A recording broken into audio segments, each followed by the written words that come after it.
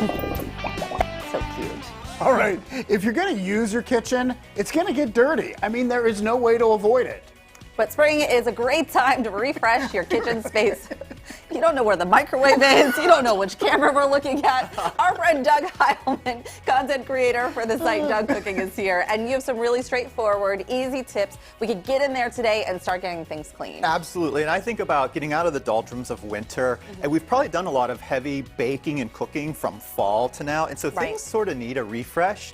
And I was watching The Happy Lark, and they showed all those cleaning products, but I think there's a lot of things you can do with less products, maybe more natural or more familiar. So we're going to go over some of that today. And I noticed that at the header you talked about my favorite too, vinegar, baking soda. Yes. You can do it for so many things. So if you have a slightly clogged sink, a little baking soda followed by vinegar, you get that sort of scientific experiment of the bubbles. The kids would love to probably help with that. Yeah. And then I love just a diluted ammonia solution with a drop of Dawn dish soap for anything glass or solid counters. And then, you know, along the way, anything that's a little bit alkaline or a little bit acidic usually does the job on a pot and pan or something like that. Okay, so you have an air fryer over there. Right. That's right. So, you know, I went from making some salmon one night to trying to bake a cookie the next. And the inside, gets funky. Yeah, the inside's fine, and some of them have the drawer, you can dishwasher it. But there's a lot of, you know, aerosols or something inside the machine. So if you want to freshen it, the product that I found that worked the best was a little bit of water and a couple tablespoons of vinegar. I put the air fryer on at 350. I let it run until through the vents in the back I could smell the scent of the vinegar, and it really freshened up the air fryer. Perfect. I let it cool, and the next day I actually could wipe out more junk that I didn't even know was kind of clumped in there too. And it's sort of the same thing for a microwave. You put you know, a vinegar water solution in the microwave, you run it for a few minutes till it gets nice and steamy, let it sit. Wipes down way easier. And I've heard in the microwave too using like lemon water. You could use lemon and water too. Right, so any of those sort of, again, acidic kind of combinations if you like something even a little more natural.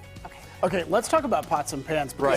You have cast iron here, and I'm always confused about whether you clean it or you don't clean it. Oh yeah, so there's a lot of sort of preciousness and a lot of different camps on cast iron. I'm in the camp of never using soap on my cast iron. So I kind of treat it like the grill. And if it has a lot of gunk in it, and regular pans as well, you can put some water in there and let it boil up and just scrape that out. But a little coarse salt. So I've got some Morton's, I love that, a little coarse salt in the bottom of the pan. And then I scrape it around with a nice non-abrasive scrubber, get all of that other gunk out, and then re-oil it and heat it to kind of re-season that pan. Yeah, and season. And That's David, a lot. That's is a that lot. too much? No, that's good. So David, you're on to the other trick. If you've got stainless steel, like we have a couple pans here, or even the hard anodized, which is this like darker color pan on the outside, and you've got some trouble spots, take 3 parts baking soda to 1 part water, make a paste. David's doing a great job. You paint it on, you let it sit for a bit. Yeah, and you can even do this inside your oven if you're trying to clean the oven. Oh, yes. Make a baking soda paste, let it sit. I think overnight is fine, but at least an hour for the pots and pans. And then again, take your scrubber brush. And then will you be able to just wipe that out? You will use a little bit of elbow grease, but not the same amount. And I know you probably can't see it on camera, but this pan in front of David, I did half of the bottom. Oh, I do see it. Yeah. Just Look, they're getting it right there. Yeah, so if you can even notice clean that. Side, clean dirty side, dirty side. So that's the magic of just baking soda. That's really great. Love that. Okay, well, if we move away from just the cleaning parts, you know, there's a lot of other things we can do to just refresh the space and the equipment that we're using. So some things that I like to think about is oiling those wooden or bamboo cutting boards or carving boards. Yeah, it's just white mineral oil. It's totally safe for, and David's actually doing the right thing. And pro tip here, I've done the wrong. I love how you say he's actually doing the right thing. No, well, we didn't talk about it.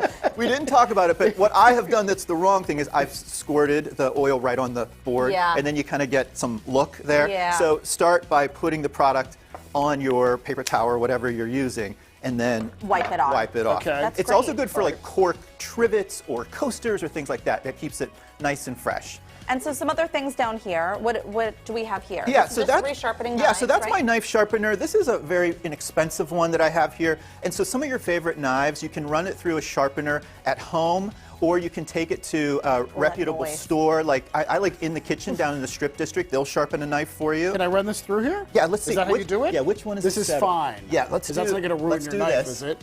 No, you can do it on that side. Okay, do it on this side. Yeah, and you just might run wanna, it through? You may want to set it down for set it- safety. okay. Yeah. I'm back. I'm Doug, coming over here by you. Go Doug. for it. Heather's way far away. Yeah, and not just once, David. You can probably do it about a dozen times. And Okay. there's sort of a finer grit sort of V shape in that one. And then you can test it on a tomato or something else and see how sharp you've got. Well, and it's really safer to have a sharper knife. A dull knife is where you get cut. It's absolutely safer. You're going to be prone to slip less with a sharp knife than with a dull knife. Okay. All right. That's like nails on a chalkboard. No, that was therapeutic. I liked it. And last up, you just say, take these, go through your dish towels, Yeah. promote them to the garage. Right. Like, how do you make more space in some of those drawers or Yeah. cabinets? Old dish towels. I like the word promote too. Promote them to garage duty is what I like to say. And also, take a look in the cabinets for dry goods. I am notorious for old spices. They're my Yeah, biggest. get rid of them. Yeah, that guy might have been from 2012. I have some really old Oh, ones. too. yeah. Yeah. Let's get rid So of just- that. This is There you great go. stuff. Thank you. It's not the garbage kid, David. Not the garbage. I can get rid of it right away. Great stuff. For more information, go to our website. We're going to have a link to Doug's information there.